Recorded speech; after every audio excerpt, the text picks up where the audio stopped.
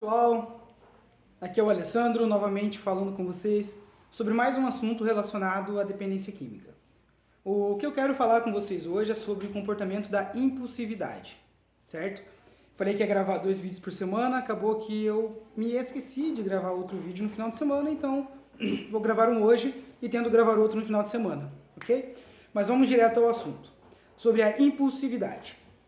A impulsividade ela não é um padrão de comportamento específico de alguma patologia, ou pelo menos ela não surge devido a alguma patologia específica.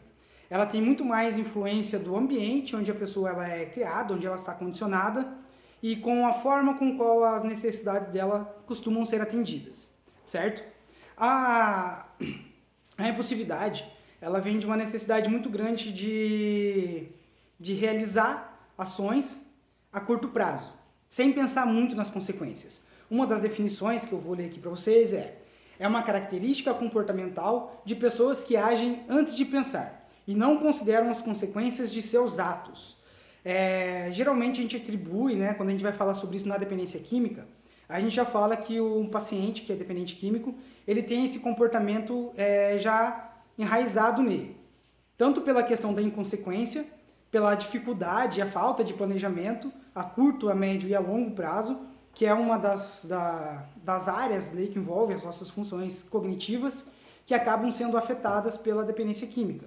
E por aquela busca do prazer, independente do que eu tenha que fazer para conseguir o meu objeto de prazer. Que no caso do dependente químico é a droga, o álcool ou medicação, enfim, independente do objeto de prazer, de preferência, né? Da droga de preferência do indivíduo.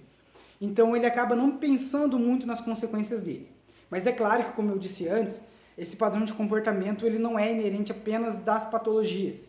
Ele também está presente em diversas pessoas e ele pode sim evoluir para algum padrão de patologia. Dessas patologias, a mais fácil, a de mais fácil acesso, é realmente o uso de substâncias químicas. Tanto é que algumas definições que a gente pode achar sobre a dependência química relacionada à impulsividade é que a impulsividade ela não é causada por doenças subjacentes ou alguma doença já pré-existente. Algumas causas comuns incluem variação de indivíduo para indivíduo e o consumo de drogas, que faz com que fique sempre nessa busca insaciável, sem pensar muito bem no que pode acontecer depois. Primeiro age e depois pensa. É o agir sem pensar, é o não questionar o seu pensamento. E claro que isso vai causar um prejuízo muito grande na qualidade de vida do indivíduo. No primeiro vídeo eu falei para vocês que iria falar de 3 comportamentos.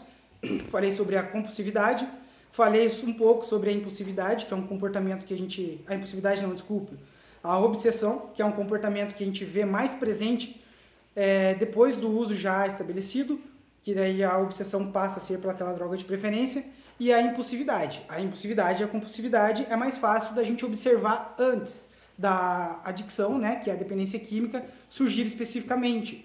Ela geralmente vem de algum problema com o autocontrole emocional e dos seus comportamentos mesmo. Aquelas respostas impulsivas que a gente dá sem pensar, que a gente não planeja muito bem, ou que a gente até tenta planejar e estabelecer um objetivo, mas a gente não consegue esperar para chegar nesse objetivo. É quase como se fosse uma ansiedade.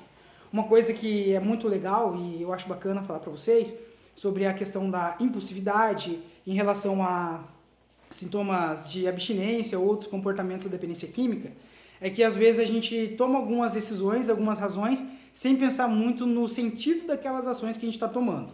E só porque a gente quer resolver um problema agora, sem pensar muito bem na melhor solução para aquele problema.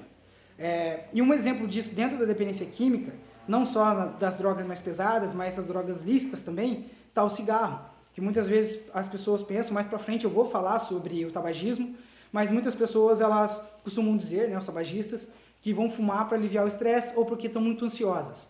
A gente precisa lembrar sempre que o cigarro ele é uma droga estimulante e nenhuma droga estimulante ela vai ajudar você a controlar a sua ansiedade. Muito pelo contrário, ela vai potencializar o seu nível de ansiedade, porque ela vai te deixar levemente mais agitado, além de fazer com que você acabe viciando na substância nicotina. Então, o que normalmente acontece, que dá essa sensação de calma, de alívio, de estresse depois de fumar, é que você está tendo uma leve abstinência da nicotina. E aí a abstinência ela tem sintomas de comportamento muito parecidos com uma crise de ansiedade. Então, quando você vai fumar o seu cigarro, você sacia essa falta da nicotina e vem aquela sensação de calmaria, certo? Mas mais pra frente a gente vai falar mais sobre o tabaco, beleza? Hoje é mais sobre a impulsividade mesmo. A impulsividade ela vai estar presente no padrão de compras, junto com a compulsividade, apesar de serem distintos, mas está muito junto uma da outra. Ela vai estar presente nos padrões alimentares também, de você agir sempre pelo impulso de saciar ou de tentar aliviar um padrão de estresse, como eu já falei agora há pouco. E também algumas tomadas de decisões do dia a dia, que vai te envolver em conflitos, em brigas, porque ela vai te ajudar a resolver um problema da forma mais rápida possível. E a gente tem que pensar sempre que quando a gente tem um problema, a gente precisa raciocinar.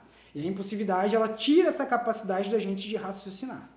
Hoje, mais cedo, quando eu estava falando com 2 pacientes sobre isso, alguns deles, na verdade, me perguntaram como que faz para controlar a impulsividade. Normalmente, uma crise de abstinência, uma crise de ansiedade, ou no momento do ápice de um comportamento impulsivo, a gente não vai ter como controlar isso naquele momento. A gente precisa agir na prevenção, certo? E a prevenção para comportamentos impulsivos tem muito a ver com como a gente regula as nossas emoções no dia a dia, em coisas básicas, em como a gente mantém um padrão de disciplina para poder atingir um mínimo de satisfação diária, desde acordar cedo, arrumar sua cama, estabelecer um padrão de rotina, tentar se enquadrar nessa rotina, até mesmo no controle da respiração. Vou tentar dar um exemplo para vocês.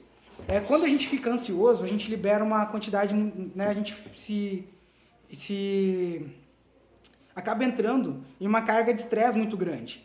E essa carga de estresse ela acaba liberando alguns neurotransmissores. E muitas vezes, entre esses neurotransmissores, está o nosso...